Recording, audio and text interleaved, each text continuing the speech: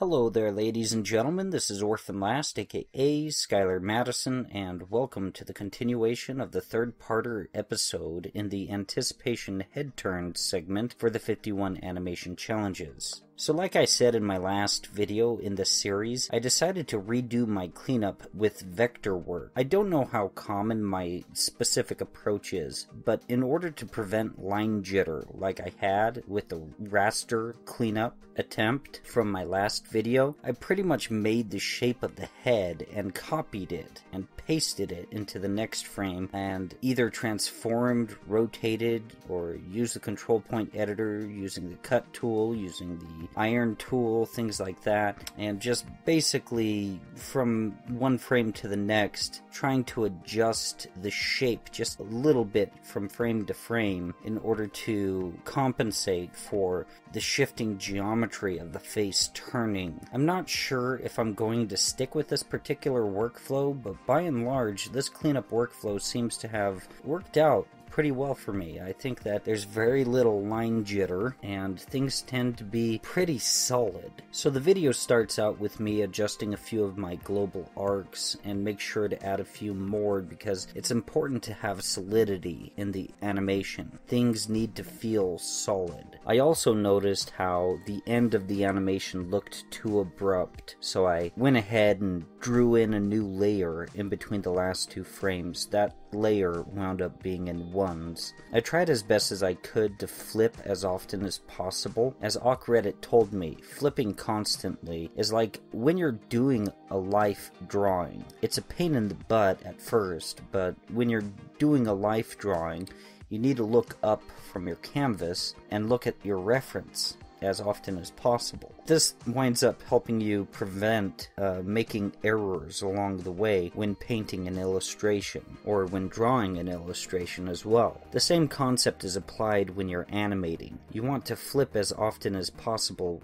because your surrounding frames are your reference, and you're drawing from them to some extent. But since we're dealing with a turning head, you're not trying to draw exactly what you see in the other frames. You're trying to make a relatable shape with a relatable volume. Throughout this video, I really make good use of the global arcs and worked as non-linearly as I possibly could. By the end of the video, I still have a tiny touch of cleanup left to do, but it should only take me a few minutes to do. And in not working too linearly, I made sure that the eyes were consistent in mass and in relation to the arcs, then the nose and eyebrows. But with the shifting head, sometimes the eyes and eyebrows wind up colliding with the borders of the head, so I made sure to start putting the head in there when I needed it as a guide for how I should place the colliding parts of the face into it.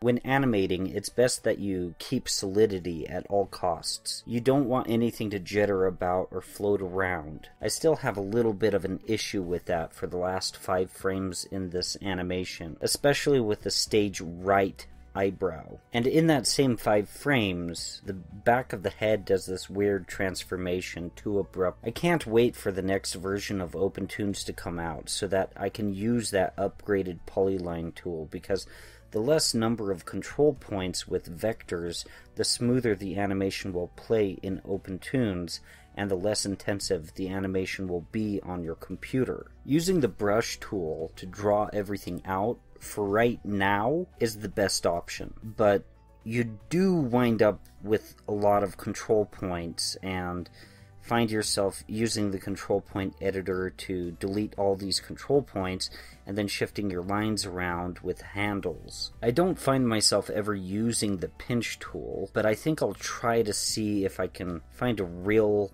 practical use for it in the future. It all depends on if it just winds up adding more control points or not. I'm happy with the timing of this animation, but I find that the head is missing frames when it's played at its full 24 frames per second. It's right at the middle breakdown pose. It's not that it lacks solidity in that part, it's just that it lacks what I'd consider to be proper spacing. There's a slight spacing jitter, and it causes your eyes to sort of glaze over when watching the animation. Just halfway through the animation, your eyes just kind of don't pay attention anymore to what you're looking at, and it kind of makes you want to just stop looking at the animation entirely. So I will be adding more frames in there. 2 more, to be in fact. And this isn't a maybe I will sort of situation, it's a I will do this specific task. Like I said, I have plans for this particular animation, this specific one, and I'll cue you guys in on it once I'm ready to actually work on the next phase of it.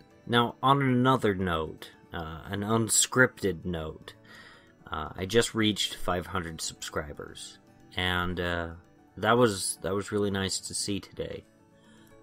Actually, that was either today. No, that was yesterday. I saw it yesterday.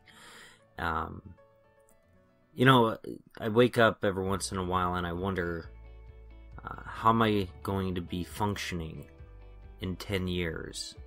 I mean, I'm 32 years old, and a lot of people are like, when I make a statement like that, they look at me and they're like, how old are you? I'm old enough to have gotten into a severe accident. At the tail end of 2008, I got into this horrible ATV accident, and for those of you that don't know what an ATV is, it seems like even when people know what an ATV is, they ask me what I mean ATV. I don't know much about, you know, all-terrain vehicles, you know, going four-wheeling. I just went four-wheeling, and first time on an ATV, and I got in a horrible wreck, and I broke pretty much every major bone in my body. I broke my femur.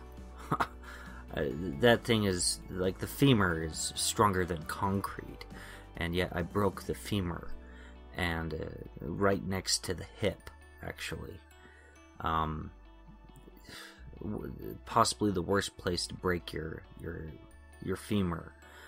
And I also I fractured my spine. So some days I wake up and the muscles around my leg, around my thigh in general, are super tense. Here I am doing construction work where I need to be able to crouch and move around, and the amount of tension inside of my thigh sometimes gets me to I don't know, look less impressive in front of the boss, I guess. It's where I'm actually struggling to do it, and all I'm doing is crouching, and some days are better than others, and you know, I fractured my spine.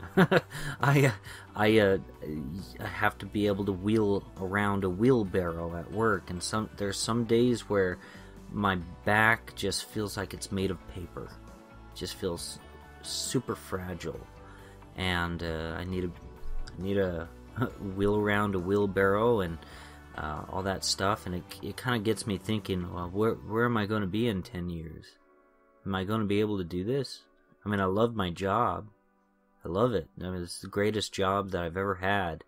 But the main issue is, will I be able to do it in 10 years from now?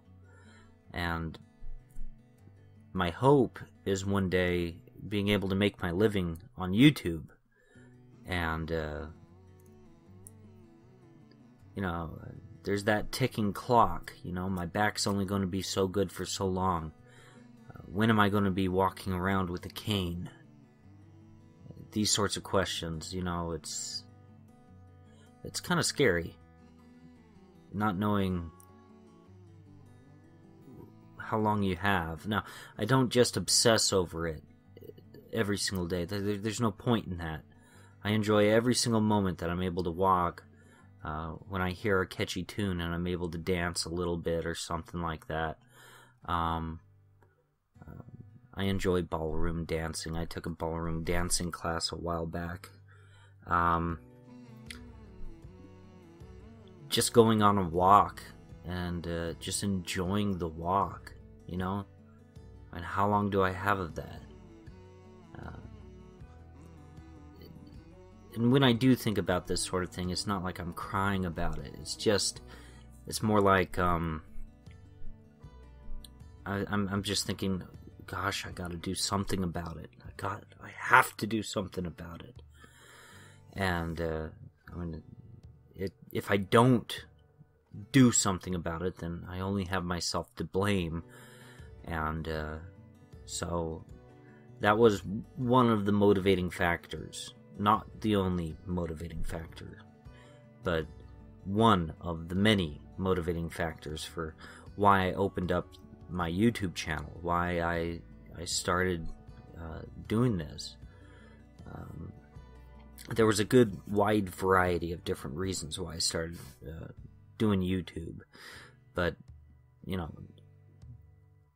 being able to look at my analytics on YouTube and seeing that I just got 500 subscribers, that was, there's some days where I'm just looking at my YouTube channel and I'm just thinking, am I just wasting my time? And I see 500 and I'm thinking, man, okay, well, my channel's not shrinking. I just hit 500. I'm officially 500 subscribers away from getting to the point where I could actually get sponsored. Sponsorships. That's where a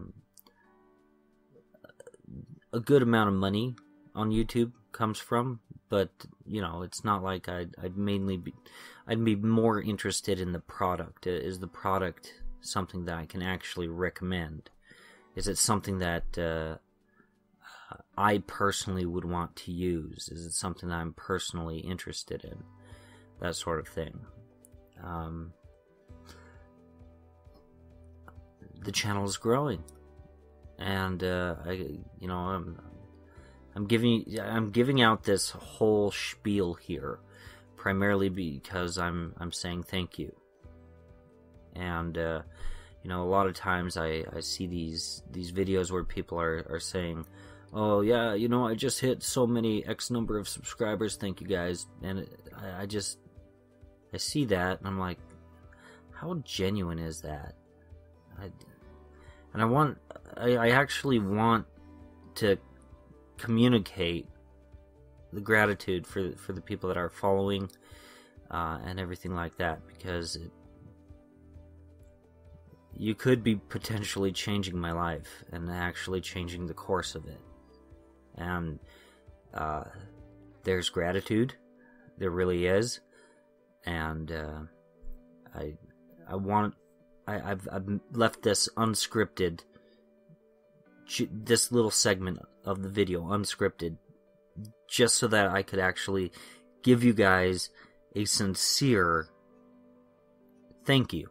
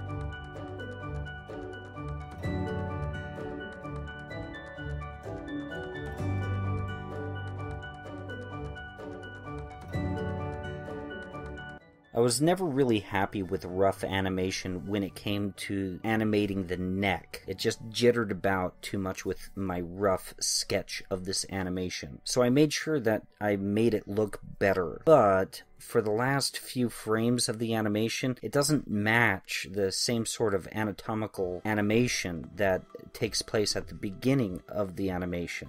Only that it needs to be doing the same thing in reverse. Just stay tuned for the tail end of this video and I'll show you the problems that I'm seeing with this animation, and hopefully you guys will be able to see it. So I need to come back to this next week and adjust those minor things. In my next video in this series, I hope I will be able to finish the minor cleanup that I need to do, add those 2 frames, clean them up, color it, and add in the shadows and highlights. I will not be using the same workflow for the shadows and highlights that I used in my last video about shadows and highlights. So make sure that you stay tuned, because this is a more common way of adding shadows and highlights and being able to work with them. Although these last 2 videos have been in the 51 Animation Challenges series, I haven't been putting these last 2 into my OpenToonz playlist because I don't feel as though they're teaching too much about OpenToonz. I've mainly been talking about animation itself, and seeing as I'm not yet a seasoned animator, I don't feel as though these last 2 videos serve as true OpenToonz tutorials. They're just my journey in learning animation. I really can't wait to be done with this animation because I've been really focused on head turns for quite some time, and I feel like I really need to move on to something else as fast as I can.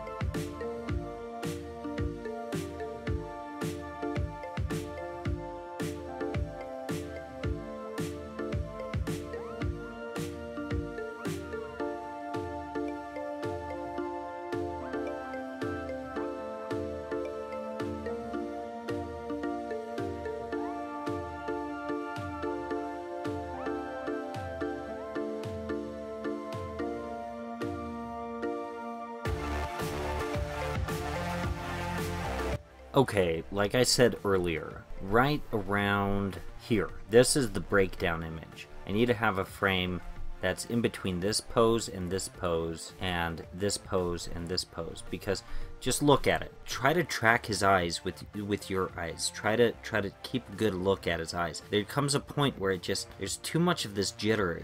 It almost becomes fuzzy, and you see the eyes blink, and it is convincing, but it feels fuzzy, and it's not that there's any problem with the animation itself. It's the spacing that's at fault. But the thing is that there are some things like anime where these sorts of things aren't even an issue. Let me go ahead and show you guys something real quick here. Here's my problem with the neck. Okay, so notice how there is this shape right here on this frame.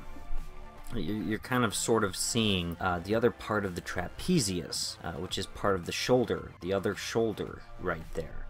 And so if I go to the tail end of the animation here, right here, I should be seeing that shape right here, but it just doesn't exist.